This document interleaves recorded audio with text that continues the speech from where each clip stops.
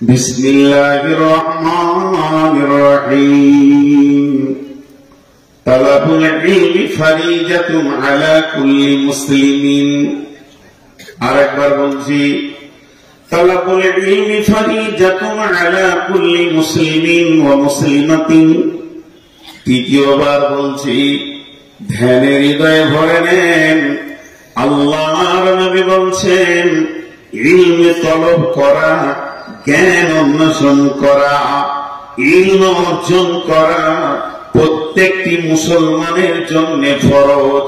যে নিজেকে বলবে আমি আল্লাহর গোলাম, যে নিজেকে বলবে আমি মুসলমান, যে নিজেকে বলবে আমি নবীর উম্মত, তিনখানা সাক্ষী যে নিজেকে দেবে আল্লাহ তাবারক ওয়া তাআলার রাসূল বলছে তোমার জন্য জ্ঞান অর্জন করা ফরজ।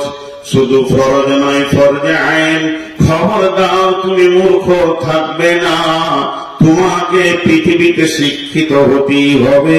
তালাবুল ইলমি ফারিজাতুন আলা কুল্লি মুসলিমিন ওয়া মুসলিমাতিন। আল্লাহ দিলে ফিতনা বিদায় হলো, জানটা ঠান্ডা হলো। এই আল্লাহ তুমি ওদেরকে উচিত শিক্ষা দিও। জি, একটা ঘটনা এসে যাচ্ছে যুদ্ধের। আমি কথা এমনি বলছি না আপনাদেরকে, একটু মনোযোগ। তো ফরজে আবার দুটো ভাগ, একটা হলো ফরজে আইন আর একটা হলো ফরজে কিফায়া। ফরজে আইন মানে অপরিহার্য ফরজ, মানতে হবে না, ভুল হয়ে যাবে, মানতেই হবে। আর একটা হলো ফরজে কিফায়া, হল 2-10 জন হলেই হলো, 2-5 জন হলেই হলো। ছোট্ট একটা উদাহরণ দিলে বুঝতে পারবেন। জোহরের আজান হলো, যতটি লোক বসে আছেন আমার ছোট ভাই বড় ভাই হিসাবে সবাই একবার মুখ খুলবেন। জোহরের আজান হলো, জোহরের নামাজটা ফরজ না নফল? ফরজ, পড়তেই হবে। একটা বাড়িতে, আমি মহিলার কথা আপাতত বলছি না, পুরুষে বলছি, বা ভাই চাচা দাদা মিলে 12টা কি 18টা পুরুষ আছে, সে 18 জনের উপরই ফরজ। যদি চাচা বলে বা বাপ বলছে দুজন ছেলেদেরকে তোরা কাজ টাজ কর, আমরা নামাজটা পড়ে আসছি, গোটা ফ্যামিলি হয়ে যাবে, তা হবে না। এটা নাম হচ্ছে ফরজে আইন। ফরজে কিফায়া কাকে বলে? খুব কাজ চলছে বাড়িতে, কাজে ব্যস্ত, হঠাৎ আপনার মোবাইলে রিং বাজলো, আসসালামু আলাইকুম। ওয়ালাইকুম সালাম। বলে আপনার বড় ভাইরা মারা গেছে। কোথায়? একটা ভাইরা মারা গেছে, মানে আপনার আব্বার ভাইরা মারা গেছে, আপনার খালু। তো একটু জানাজা করতে যেতে হবে, জানাজা ফরজ। এখন যদি আপনার আব্বার চাচা বলে কাজে খুব ব্যস্ত রে, ধান কাটাকাটি চলছে, তোরা কাজগুলো দেখ, আমরা ফ্যামিলি থেকে 3 জন যাচ্ছি, যথেষ্ট, সবারই জন্য যথেষ্ট। তাহলে ইলমে শিক্ষা ফরজ। কোন ফরজ? এই জোহরের নামাজের মতো ফরজ না জানাজার নামাজের মতো ফরজ? জি না, দুটোই। ফরজে আইন আবার ফরজে কিফায়া, দুটোই আছে এর ভিতরে। ফরজে আইন কেমন, ফরজে কিফায়া কেমন? আলিম সবাইকে হতে হবে না। যদি ওই ফরজটা হয়ে যেত তাহলে প্রত্যেকটি মুসলমানকে বুখারী মুসলিম তাফসীর করে আলিম হতে হতো। আলিম হওয়াটা ফরজে কিফায়া। এলাকাতে একটা হবে, গাঁ থেকে 2টো হবে, পাড়া থেকে একটা হবে, ভালো আলিম হবে, গোটা এলাকার জন্য যথেষ্ট। এটা হলো ফরজে কিফায়া। আলিম হওয়াটা ফরজে কিফায়া, আলিম হওয়াটা ফরজে কিফায়া। কিন্তু 2টি জিনিস শিক্ষা করা হচ্ছে ফরজে আইন। যতগুলি মানুষ পৃথিবীতে বেঁচে থাকবে, যতগুলি মুসলমান বেঁচে থাকবে, ফ্যামিলিতে যদি 20টা লোক হয় নারী পুরুষ মিলে, সেই নারী পুরুষ সকলকে 20 জনাকে শিক্ষা করতে হবে। ওই 2টি জিনিস সকলের জন্য ফরজে আইন। সেই 2টি কি? 1 নম্বর হলো আল্লাহর হুকুম কেমন ভাবে আপনার উপরে আসছে আর ওটা কিভাবে পড়লে রিটার্ন করা যাবে এই পর্যন্ত জানাটা সকলের জন্য ফরজ। জোহরের নামাজটা কেমন হবে, আসরের নামাজটা কেমন হবে, রুকুটা কেমন হবে, সাজদা কেমন হবে, বছরে একটা মাস রোজা, রোজাটা কিভাবে রাখবো না রাখবো, তার মানে আল্লাহর হুকুম যেগুলো আমার উপরে আসছে, কোনটা সপ্তাহে একবার, কোনটা প্রতিদিন, কোনটা মাসে, কোনটা বছরে, প্রত্যেকটি আমলকে আমাকে পুঙ্খানুভাবে জানতে হবে। ফ্যামিলির সকল কি জানতে হবে, এটা ফরজে আইন 1 নম্বর। 2 নম্বর ফরজে আইন হচ্ছে যতটা পরিমাণ ইলম না থাকলে পেটে হারাম ঢুকে যাবে। আপনাকে আমাকে হালাল খেতে হবে।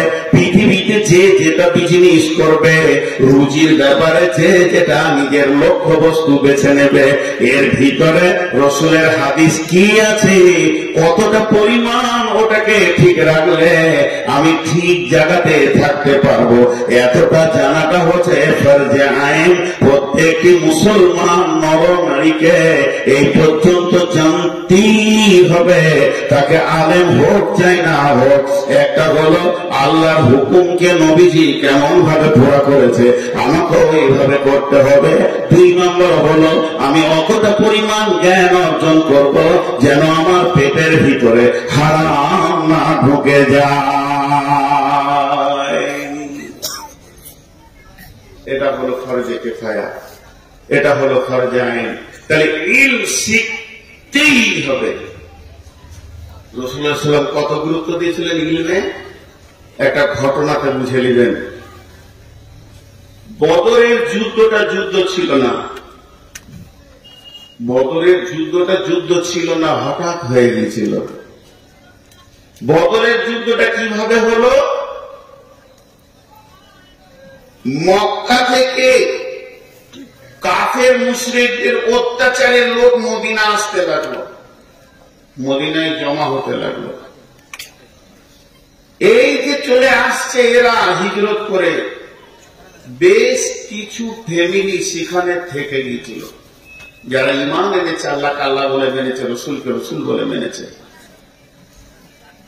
সেই রকম বেশ কিছু ফ্যামিলি মক্কায় থেকে গেছিল, তাদের উপরে অমানসিক অত্যাচার চলছিল। এই অত্যাচার তখন সীমা অতিক্রম করে ফেলেছে, আর সহ্য করা যায় না।